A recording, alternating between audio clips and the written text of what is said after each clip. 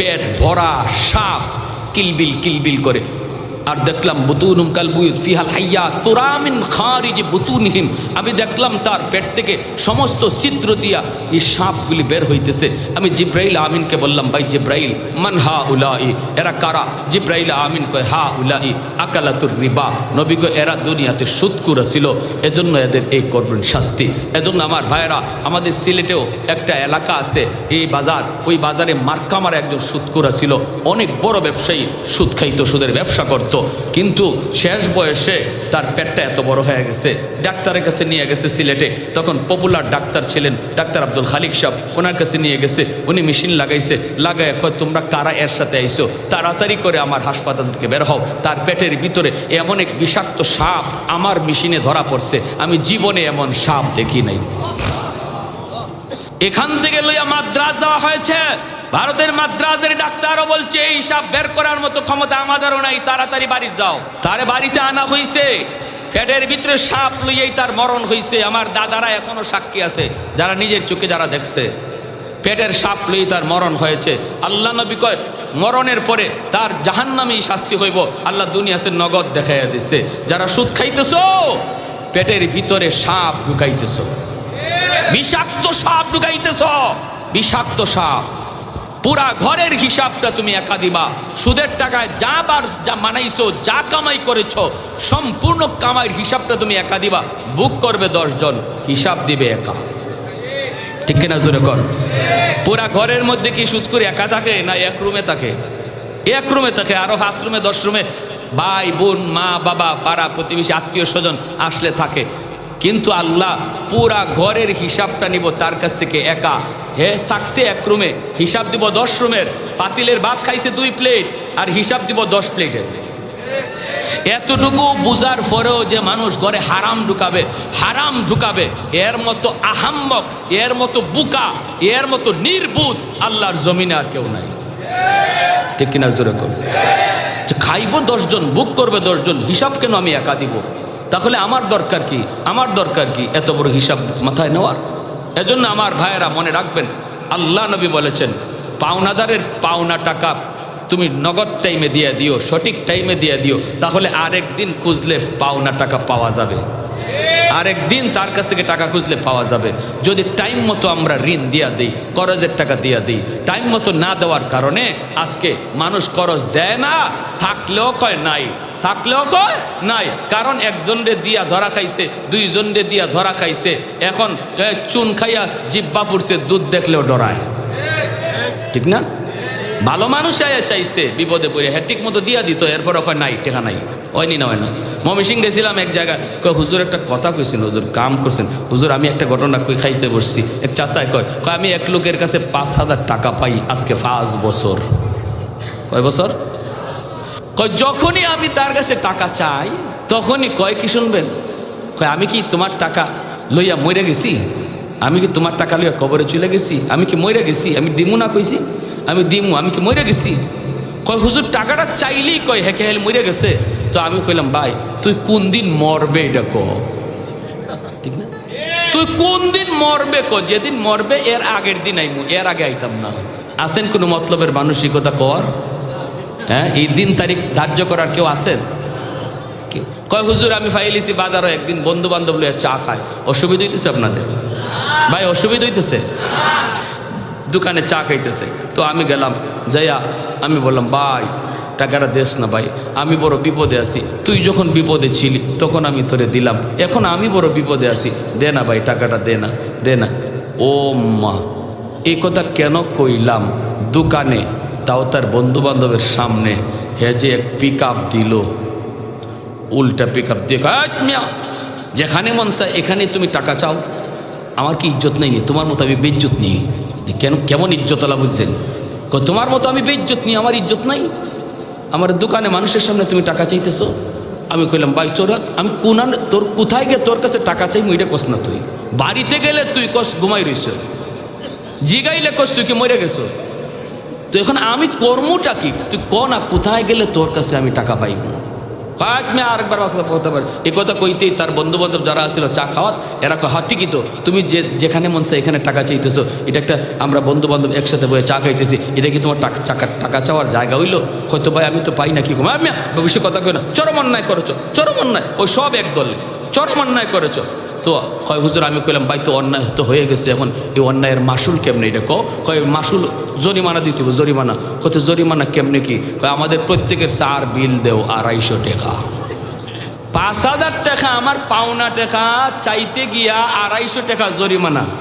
এই হলো, এই যদি হয় আমাদের সমাজের চিত্র, তাহলে মানুষ আর কর্জা দিবে?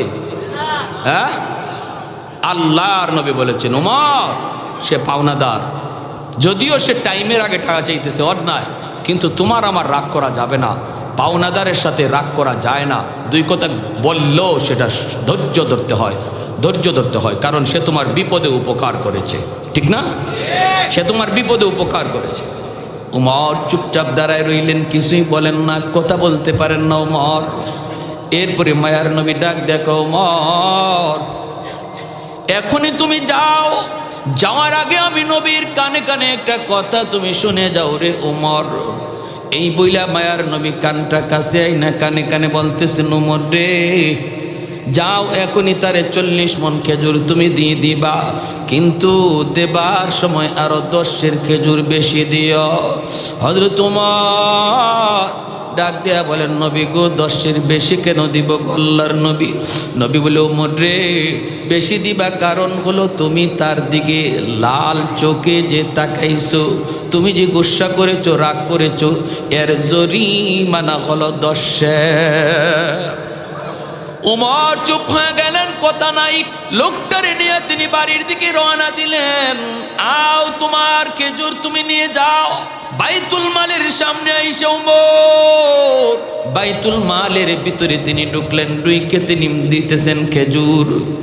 1 2 নয়, 40 মণ খেজুর তারে দিবেন। দেবার সময় তিনি 10 খেজুর তারে বেশি দিলেন। সাথে সাথে লোকটায় কয়, ওমর রে 10 খেজুর আবার বেশি কেন দিলা? আমি তো বুঝি নাই কেন 10 বেশি দিতেছ। ওমর কয়, তুমি আর কথা বাড়ায়ও না, কথা বাড়ায় কোনো লাভ নাই। এই মুহূর্তে তোমাকে যা দিতেছি তুমি নিয়ে চলে যাও, কথা বাড়ায় কোনো লাভ নাই। কয় না, আমার বুঝতে হবে 10 খেজুর কেন তুমি আমাকে বেশি দিতেছ। ওমর তখন তিনি মাথাটা নিচের দিকে দিয়া কইরে, ভাই শুন, আজ তুই আমার মায়ার নবীর সাথে যে আচরণটা করছো, আমি ওমরকে তুমি ভালো করে চিনোনি? কয় ভালো করে চিনি। শুধু চিনো তা না, ভালো করে চিনোনি? কই চিনছি। এত গরম আমি ওমর। আজ যদি মায়ার নবী এই জায়গায় না থাকতেন, কোন মুসলমানের সাথে তোমার এই আচরণ হইতো, আর আমি ওমর যদি কাছে থাকতাম, তাহলে বর্তমানে তোমার ঠিকানা জমিনের উপরে নয়, জমিনের নিচে হইতো। কিন্তু এরপরও আমি কিছু করতে পারলাম না, কারণ রহমতের নবী মায়ার নবী এখানে হাজির। আমার নবী অনুমতি দেন নাই, বরং আমাকে ধমক দিলেন। ধমক দেওয়ার কথা ছিল তোমাকে, কিন্তু ধমকটা নবী দিলেন আমাকে। আর কানে কানে নবী বলে দিলেন, ওমর দেবার সময় তুমি তারে 10 খেজুর বেশি দিও। আমি নবীকে জিজ্ঞেস করেছিলাম, নবী গো বেশি কেন দেব? আল্লাহর নবী বলেন, আমি যে তোমার দিকে চোখ লাল করে তাকাইছি, এর জরিমানা হলো 10। এই কথা বলতে ইহুদি ডাক দেয়া কয়, ওমর আমার খেজুর লাগবে না, আমি তো একটা পরীক্ষা করার জন্য এসেছিলাম রে। আমি তাওরাত কিতাবের একজন পণ্ডিত, তাওরাত কিতাবের একজন পণ্ডিত। তাওরাত কিতাবের ভিতরে আখিরি নবীর অনেকগুলি আলামত রয়েছে, সবগুলি আলামত আমি নবী মুহাম্মদুর রাসূলুল্লাহর কাছে পেয়েছি। একটা আলামত পাওয়া শুধু বাকি ছিল, সেই আলামতটা হলো মায়ার নবী হবেন ধৈর্যের পাহাড়। ধৈর্যের পাহাড়, তার সাথে খারাপ আচরণ করলেও তিনি খারাপ দিয়ে জবাব দিবেন না, খারাপ আচরণের জবাব তিনি ভালো দিয়ে দিবেন। এই আলামত, এই বৈশিষ্ট্য, এই গুণটা এখনো আমি পাই নাই। এই গুণটার অপেক্ষায় ছিলাম। আর যতগুলি গুণ নবীর কাছে আছে আমি সব পাইছি, এজন্য আমি ইচ্ছা করে খারাপ ব্যবহার করলাম। আজ আমার প্রমাণ হয়ে গেল মায়ার নবীর ওই আলামত, ওই গুণটাও আমি পেয়ে গেছি রে উমর। অতএব আমি আর দেরি করতে চাই না, এখনই আমাকে কালেমা পড়াইয়া নবীর দরবারে নিয়ে যা। আর একটু জোরে কোন সুবহানাল্লাহ, আর একটু জোরে সুবহানাল্লাহ। এজন্য রে যুবক, আমার নবী রহমতের নবী জন্ম এখনো হয় নাই, 1000 বছর বাকি। ওই অবস্থায় ইয়ামেনের একজন বাদশা তুব্বাই আউয়াল হিমিয়ারি মক্কা শরীফ দেখবে, মদিনা শরীফ দেখবে, 400 জন আলেমকে সাথে লইয়া মক্কা দেখার জন্য সে রওনা দিয়ে দিল। মক্কার কাছাকাছি আইসাই সে দেখতেছি মক্কার একজন মানুষও তার সম্মানে ফিরে আসে না, মক্কা থেকে বের হয় না।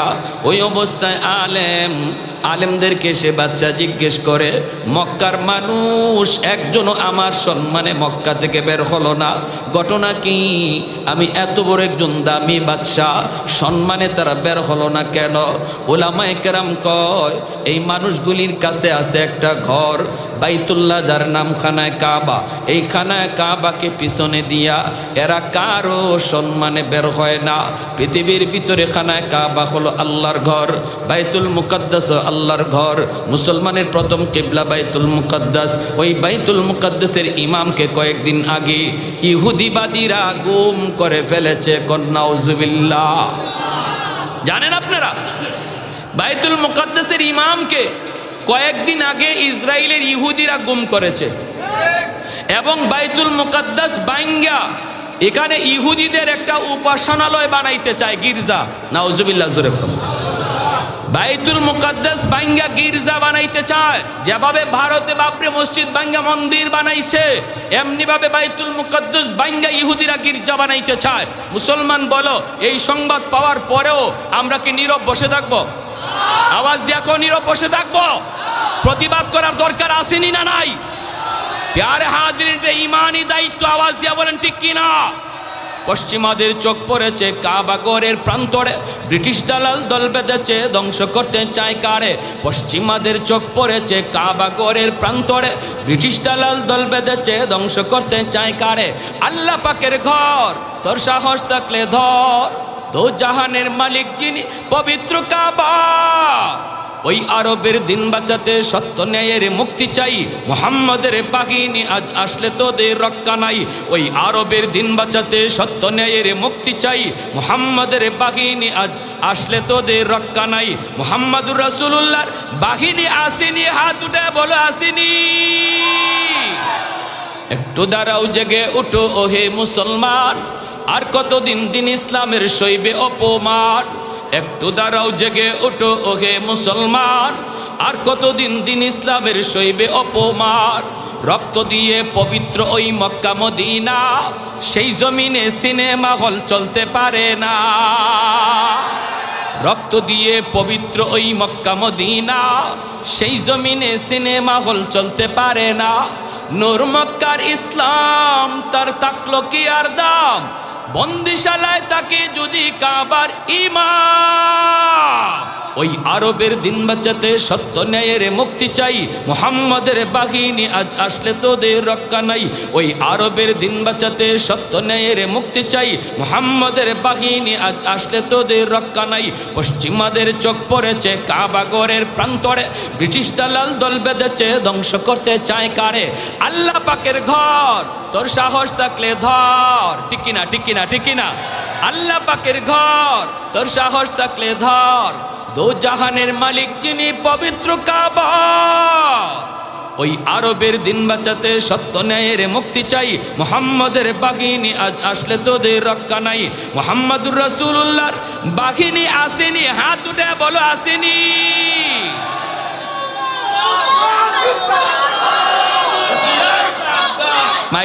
মাইকে একটা স্লোগান দেন, মর্দে মুজাহিদের মতো।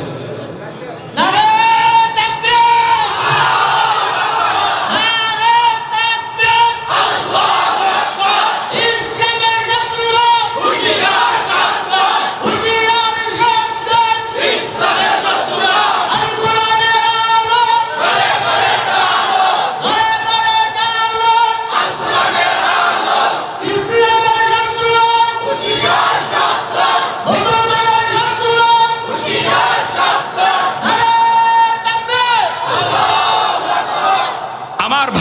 বন্ধুরা, ওই নবীর আখলাক আপনাদের এই মাদ্রাসায় শেখানো হইতেছে, আপনার বাচ্চাগুলিরে, ঠিক না? এই আখলাকটাই শেখানো হইতেছে, এই আখলাক, এই আদর্শই শেখানো হইতেছে, যে আদর্শের দ্বারা একটা জাহিলি সমাজ আলোকিত সমাজ হয়েছে, ঠিক কিনা? আরো জোরে ঠিক কিনা? একজন বাবা হাসরের ময়দানে আল্লাহ পাক নূরের মুকুট লয়ে দাঁড়ায় থাকবে আর বলবে আমি খুঁজতেছি।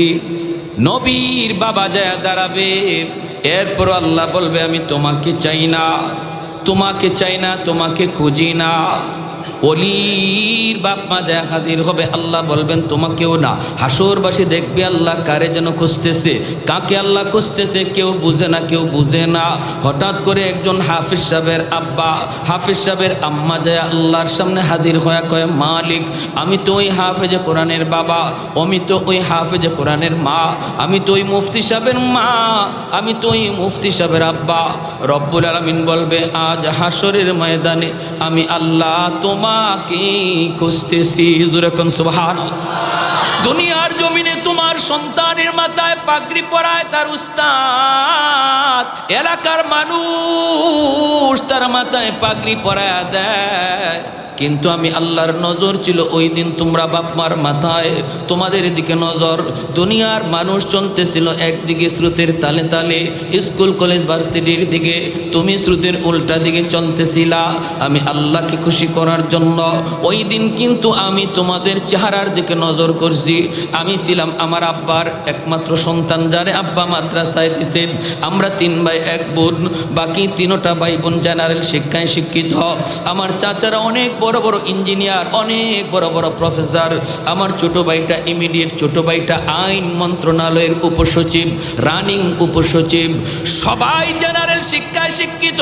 আমার আব্বা যখন আমাকে মাদ্রাসায় দেন, আমার চাচারা আমার আব্বারে বাধা দিয়েছে, না না পোলাটারে মাদ্রাসায় দিও না, অনেক ব্রেইন অনেক মেধা, প্রাইমারি স্কুলে বৃত্তি পেয়েছে। এরপর আমার আব্বা বলছে না না আমি মাদ্রাসায় দিব। কয় মাদ্রাসায় দিলে পরে মাদ্রাসায় গিয়া করব কি, জীবন চালাবো কেমন করে, বউ ফালবে কেমন করে, বাচ্চা কাচ্চারা খাওয়াবে কেমন করে। আব্বা বলেছিলেন উলামায়ে কেরামের জবানে শুনেছি মানুষ সৃষ্টির আগেই আল্লাহ রিজিকের ব্যবস্থা করে। সুবহানাল্লাহ। অতএব আমার সন্তান কেমন করে জীবন চালাবে, কেমন করে সংসার চালাবে আমার টেনশন নাই। চাচারা আমারে জিজ্ঞেস করলেন বাবা মাদ্রাসায় পড়বা না স্কুলে পড়বা? আমি বললাম আমি মাদ্রাসায় পড়বো। আল্লাহু আকবার, জোরে বলেন। ভাইয়েরা বন্ধুদের জন্য বলি, আমার আব্বা আমাকে মাদ্রাসায় দিয়া ঠকেন নাই রে বাবা, আমার আব্বা মাদ্রাসায় দিয়ে ঠকেন নাই। যদিও আমার ভাই এত বড় সচিব, এরপরও আমার ভাইরে কিন্তু এত মানুষে চিনে না, এত মানুষে তার জন্য দোয়া করে না যতটা আমাকে চিনে আমার জন্য দোয়া করে। আমার ভাই যদিও একজন আলহামদুলিল্লাহ সৎ একজন অফিসার, পিছনের জীবনে তার কোনো লালকালি নেই, কিন্তু এরপরও ইজ্জত সম্মান আল্লাহ পাক তার চেয়েও দুনিয়াতেই আমাকে আল্লাহ অনেক বেশি দিছে, ঠিক কিনা জুড়ে খা। আপনি কেন মন খারাপ করেন? আপনি কেন মন খারাপ করেন? আপনি কেন করেন না? হাসরের ময়দানে আল্লাহ আপনারে ডাক দিব, ও মুফতি সাহেবের আব্বা, ও হাফেজ সাহেবের আব্বা, ও ইমাম সাহেবের আম্মা। দুনিয়ার জগৎ মানুষ আপনাকে যেই নামে ডাক দিয়েছে, হাসরের মাঠে আল্লাহ আপনাকে ওই নামেই ডাক দিবে। যেরকম সুবহানাল্লাহ। আল্লাহ কইব আসো আমি তোমার জন্য আজকে পাগড়ি আমি নিজে পরাবো। হাসরের মাঠে একজন আলেমের বাপ মার মাথায় পাগড়ি পরায়া দিবে আল্লাহ নিজের হাতে। সন্তানের মাথায় পাগড়ি পরাইছে তার উস্তাদ, এলাকার মানুষ কিন্তু বাপ মার মাথায় পাগড়ি পরাইবেন আল্লাহ নিজের হাতে। সুবহানাল্লাহ। আর একটু যেরকম সুবহানাল্লাহ। ভাইরা বন্ধুরা এরপরে শুনেন, এখানেই শেষ নয় রে ভাই।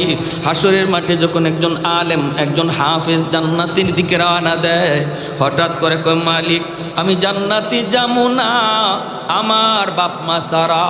বাপ মা ছাড়া আমি জান্নাতে যাবো না। আল্লাহ বলবেন যাও তার বাপ মারে জাহান্নাম থেকে তুইলা আনো। কোনো কারণে যদি তার বাপ মা জাহান্নামে হয়, আল্লাহ বলবেন যাও জাহান্নাম থেকে তুইলা আনো। জাহান্নাম থেকে তার বাপ মারে তুইলা আনার পর এইবার তার দাদা দাদি, তার নানা নানি, তার বাপ মারে ধর্ম দইরা কইব বাবারা তোমরা তো তোমাদের সন্তানের সুপারিশে জান্নাত পায়া গেছ, কিন্তু আমরাও তো দাদা, আমরাও তো নানা নানি, আমরাও তো আমাদের ভাইটারে কম মায়া করি নাই। বেড়াইতে আসছে নানা বাড়িতে, আমি নানা কাদের মধ্যে লইয়া কত জায়গায় করলাম, কত কিছু খাওয়াইলাম। নানিও এই কথা কইব, যাই একটু কইও আমাদের নাতিটারে একটু সুপারিশ যেন করে। তার বাপ মা জাহান্নাম থেকে উঠে আসার পর বাপ মারে নিয়ে যখন জান্নাতের দিকে রওনা দেয়, কিছু দূর যাবার পর বাপ মা থেমে যায়। তখন সন্তানে কয় আব্বা থামছো কেন, জান্নাতে চলো। বাবা মায় কয় তুমি যদি তোমার বাপ মা ছাড়া জান্নাতে না যাও, আমরাও আমাদের বাপ মা ছাড়া জান্নাতে যাইমু না। তখন আল্লাহ কইব যাও তার দাদা দাদিরও তুইলা আনো। আমার কোরআনের পাকের সুপারিশের খাতিরে তার দাদা দাদি নানা নানিরে তুইলা আনো। দাদা দাদি নানা নানিরে তুইলা আনার সময় এলাকার মানুষেরা তাদেরকে ধরব, ধইরা কইব ভাইরে তোমরা তো মুক্তি পাওয়া গেছো তোমাদের নাতির সুপারিশে, কিন্তু আমরা তো ওই এলাকার মানুষ, যেই এলাকার মানুষগুলি ওই মাদ্রাসারে মায়া করছি, তোমার নাতিটারে খাওয়াইবার ব্যবস্থা করছি, লেখাপড়ার ব্যবস্থা করে দিছি, বসার পরিবেশ তৈরি করে দিছি, আমরা তার মায়া করছি। আমরা যদি তার সহযোগিতা না করতাম তাহলে তো সে হাফেজ হইতে পারতো না। তোমরা যা একটু কইও আমরা বড় বিপদে আছি জাহান্নামে। এই কথা বলার পর সে বলবে মালিক যেই মানুষগুলির সহযোগিতায় আমি আলেম হয়েছি, ওই মানুষগুলি ছাড়া আমি জান্নাতে যাইমু না। আল্লাহর নবী রহমতের নবী বলেন জাহান্নাম থেকে ওই মানুষগুলির তুইলা না হয়, দুইটা সারিতে দাঁড় করানো হয়। এর ভিতরে একজন করে পরিচয় দেয়। একজনে কয় হুজুর আপনি আমারে চিনচিননি, কে তুমি? কয় আনাল্লাযী সাকাইতুকা মা, আমি আপনাকে এক গ্লাস পানি পান করাইছিলাম। আরেকজনে কইব আনাল্লাযী ওয়াহাবতু লাকা ওযুয়া, আমি আপনাকে এক বদনা অজুর পানি দিছিলাম। মায়ার নবী বলেন এইভাবে এক একজন এক এক কথা কইতে থাকব। তখন ওই কোরআনের পাখি আল্লাহর কাছে সুপারিশ করে কইব মালিক যেই মানুষগুলির সহযোগিতার কারণে আমি তোমার কোরআনকে সিনায় নিয়েছি, ওই মানুষগুলি ছাড়া আমি জান্নাতে যাইমু না। তখন আল্লাহ পাক রব্বুল আলামিন ফেরেশতাদেরকে কয় যারা আমার কোরআনের পাখিরে চিনতেছে আর সে যাদেরকে চিনতেছে এদের সবাইকে বরযাত্রীর মতো জান্নাতে দিয়ে দাও। এজন্য একজন কোরআনের পাখি সে আলেম যত বড় হবে, আলেম হওয়ার পিছনে যত মানুষের সহযোগিতা থাকবে, ওই মানুষগুলির বরযাত্রীর মতো সে জান্নাতে ঢুকবে।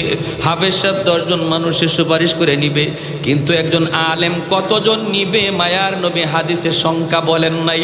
কোনো আলেমের সাথে 1000, কোনো আলেমের সাথে 10,000, কোনো আলেমের সাথে 10 লক্ষ মানুষও জান্নাতে ঢুকবে বরযাত্রীর মতো। বরযাত্রীরে কেউ কোনোদিন আটকায়? আপনাদের মত্তব এলাকায় বরযাত্রী কেউ আটকায় কোনোদিন? কারণ বিয়ের দিন পাওয়ার তাকে বরের চেয়েও বরযাত্রীর বেশি, ঠিক না? খালি যদি কয় আমি বরযাত্রী সব সোজা, আর কোনো আওয়াজ নাই। কারণ বিয়ার দিন বর যে সে রুমাল মুখে দিয়ে বসা থাকে, কথা কয় না, খাইলেও আছে না খাইলেও আছে। কিন্তু বরযাত্রী যদি একটু লবণ কম হয়, মরিচ যদি একটু বেশি হয়, তাহলে তুফান উঠে, ঠিক না? ঠিক না? আমার এক দোস্ত গেছিল আমার বিয়াত, কয় দোস্ত তোমার বিয়াত গেলাম, আমার খাইতে দিছে, আমি বসছি, গোস্ত লই আসছে, আমারে দেয় চামচ দিয়া গোস্ত। চামচ দিয়া যখন গোস্ত দেয় দিলাম একটা ধমক, এ বেটা তুই আমারে চামচ দিয়ে গোস্ত দেও, আমারে চিনো? আমারে চিনো? আমি কে? কয় আপনি কেডা? কয় আমি ওই যে বসা, ইনি তোমার কি হয়? কয় ইনি আমার দুলাবাই। কয় আমি তোমার দুলাবাইর বেস্ট ফ্রেন্ড। কি ফ্রেন্ড? বেস্ট ফ্রেন্ড, একসাথে চলি একসাথে খাই। কয় এখন কি করতে হইব? কয় চামচ সরাও, বাটি ঢাইলে দাও। বুঝছেন? তুমি গোস্ত দাও চামচ দিয়া, আমারে চামচ হরাও মিয়া গোস্ত ডাইল্লা দাও। আমি বললাম দোস্ত এরপরে কী হয়েছে? এর পরে আমার গোস্ত ডাইল্লা দিছে। আমি কই খাইছ? খাইছি, জনমের খাওয়া খাইছি, এখনও মনে আছে তোমার বিয়ার খানা। আমি বললাম তুমি খাইছো একদিন। আমার কয় দোস্ত তুমি তো খাইলা না, দেখলাম খালি রুমাল দিয়ে মুখে বই রইলা, এই দিন যে একটা কষ্ট তুমি করলা।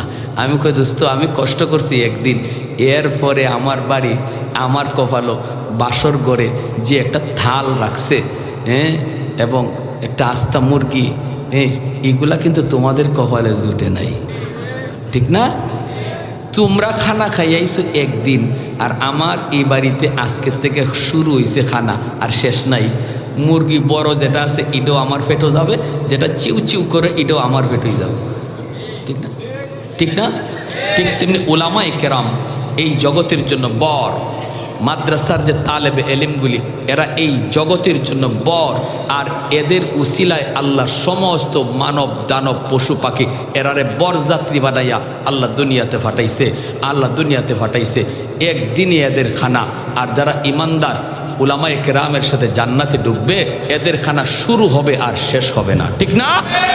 বেঈমানদের খানা দুনিয়া নামক এই একদিনের বিয়ার আসরে, আর আলেম উলামার খানা, ইমানদারের খানা, যারা উলামায়ে কেরামের সাথে জান্নাতে ঢুকবে কোনো দিন শেষ হবে না।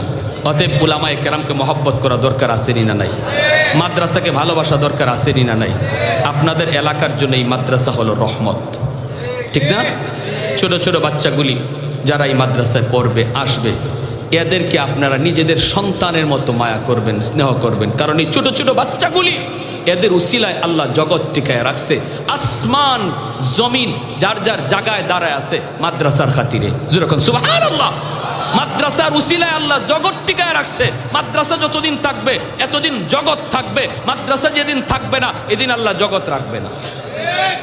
তাহলে মাদ্রাসাকে ভালোবাসা দরকার আসেনি না নাই? নিজের সন্তান দিয়া, নিজের নাতি নসারে দিয়া যারা পড়তেছে তাদেরকে মহব্বত কইরা কারা কারা রাজি আছে একটু হাত উঠে আল্লাহকে দেখাই। আল্লাহ তুমি প্রতিটা হাতকে কবুল করো, জোরে কোন আমিন, আর একটু জোরে কোন আমিন। আমার ভাইয়েরা বন্ধুরা, এজন্য বলতেছিলাম দেখেন আজকে যে এই মাদ্রাসা, হ্যাঁ, সামাজিক ফুরকানিয়া মাদ্রাসা, হ্যাঁ, ডাকিরগাঁও, এই মাদ্রাসার যারা দায়িত্বশীল তারা কিন্তু নিজের পকেট থেকে নিজে মাদ্রাসা চালাবে এমন না। মাদ্রাসাটা এলাকার দায়িত্বশীল যারা কমিটি যারা তাদের না, ঠিক না? জোরে বলেন ঠিক না? সবার কিনা? সবার।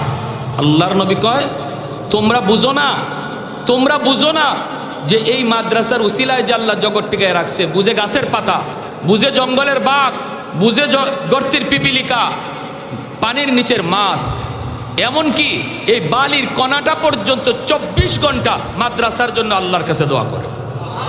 জোরে কর না সুবহানাল্লাহ। ইন্নাল আলিমা ইস্তাগফিরু লাহু মান ফিল আরদি ওয়া মান ফিস সামা হাত্তাল হিতানু ফি জাওফিল মা। দ্বীনের নবী মায়ের নবী কয় বাগেও এই দোয়া করে, আল্লাহ এই মাদ্রাসার ছাত্রদের হায়াতের ভিতরে বরকত দিও, উলামায়ে কেরাম ঘরে ঘরে তুমি বাড়ায় দিও, ঘরে ঘরে হাফেজে কোরআন তুমি বাড়ায় দিও। আয় আল্লাহ সমাজে মাদ্রাসা প্রতিষ্ঠা করে দিও। নবী কয় উম্মতের দল কেন তারা এই দোয়া করে জানোনি? কারণ এই মাস গর্তের পিপিলিকাও জানে জমিনে যতদিন কোরআনের শিক্ষা চলবে ততদিন আসমানের জায়গায়, জমিনের জায়গায় গাছ থেকে ফুল হবে, জমিন থেকে ফসল হবে, নদী থেকে মাছ মিলবে, পূর্ব দিগন্তে সূর্য উঠবে, পশ্চিম দিগন্তে সূর্য ডুববে, যতদিন জমিনে কোরআনের শিক্ষা চলবে। যেরকম সুবহানাল্লাহ। যেদিন জমিনে কোরআনের শিক্ষা বন্ধ হয়ে যাবে ওই দিন সাথে সাথে আল্লাহ পাক গাছকে হুকুম দেবে আর ফল দিও না, জমিনকে বলবে আর ফসল দিও না, সূর্যকে বলবে পশ্চিম দিগন্তে আর সূর্য উঠবা না, পশ্চিম দিগন্তে আর সূর্য উঠবা না, সূর্য উঠবা না। রব্বুল আলামিন সবগুলি নিজাম আল্লাহ বন্ধ করে দিবে।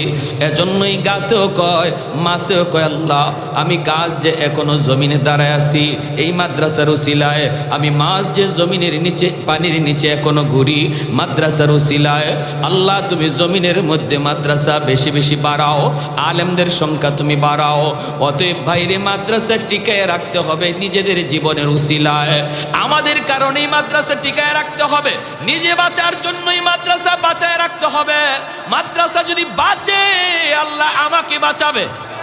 কেউ যদি কয় মাদ্রাসা আমি বন্ধ করে দিব, সে মাদ্রাসা বন্ধ করলো না, বরং নিজের পায়ে নিজে কুড়াল মারলো। আওয়াজটা বুঝছেন?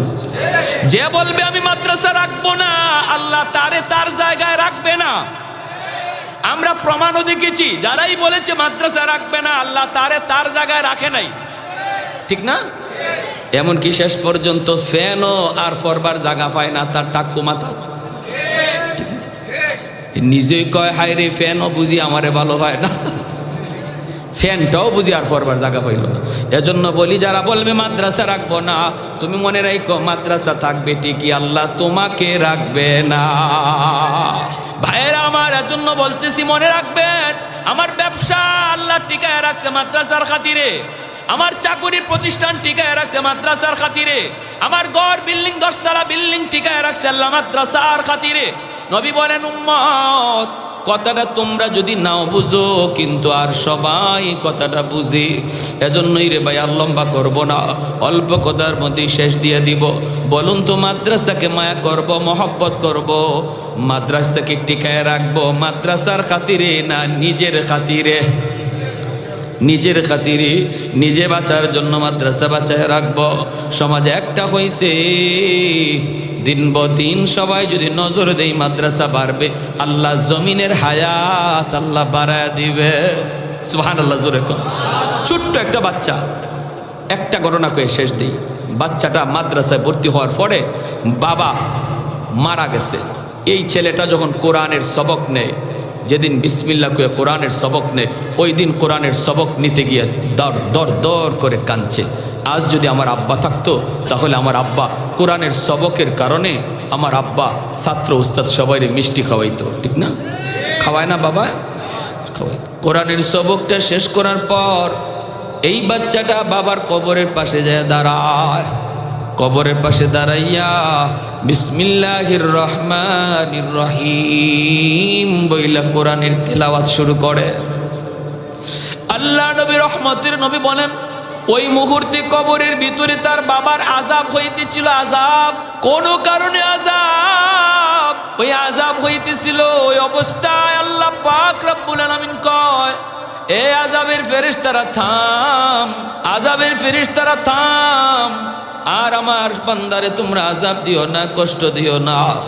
কারণ আমার এই বান্দার ছোট্ট বাচ্চাটা কবরের পাশে দাঁড়াইয়া আমি আল্লাহকে রহমান কয়া ডাক দিছি, আমাকে রহিম কয়া ডাক দিছি।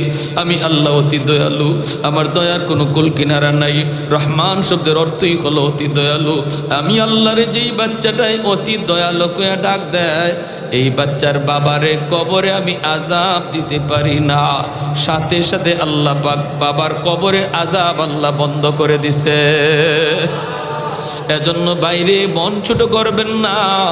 সন্তান দুনিয়াতে রেখে যাব, বাবা কবরে চলে যাব, মা কবরে চলে যাব, কিন্তু সন্তান যদি ভালো হয়, সন্তান যদি নেককার হয়, তার উসিলায় আল্লাহ বাপ মারে আল্লাহ মাফ করবে। আর সন্তান যদি গুনাহগার হয়, সন্তান যদি পাপিষ্ট হয়, এরও একটা বোঝা বাবা কবরে বয়া বয়া পাইবে। এজন্য সন্তানকে সদকায়ে জারিয়া বানায় যান। আমি আপনি কেউ দুনিয়ায় থাকবো না, কিন্তু পাপের বোঝা লইয়া যদি কবরে যাইও, অপরাধী হইয়া যদি কবরে যাইও, তবু সন্তানের উসিলায় আল্লাহ পাক কবরের আযাব মাফ করে দিবে। সন্তানকে সদকায়ে জারিয়া বানাইতে কারা কারা রাজি? একটু হাত তুলে আল্লাহকে দেখান। আল্লাহ তুমি প্রতিটা হাতকে কবুল করো।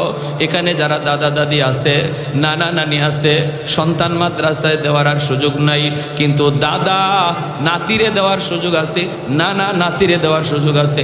আল্লাহ তুমি ওই দাদা দাদিরে আল্লাহ তুমি ওই রকমভাবে নাতির খাতিরে তুমি পার করায়া দিও। যেরকম সুবহানাল্লাহ। পারবো না ইনশাআল্লাহ? আল্লাহ আমাদের সবাইকে কবুল করুন, এই মাদ্রাসাকে আল্লাহ কবুল করুন, এবং এলাকার জন্য এই মাদ্রাসাকে রহমতের উসিলা আল্লাহ পাক নাজাতের উসিলা বানায়া দিন। ঘরে ঘরে আল্লাহ কোরআনের হাফেজ আল্লাহ কবুল করে নিন।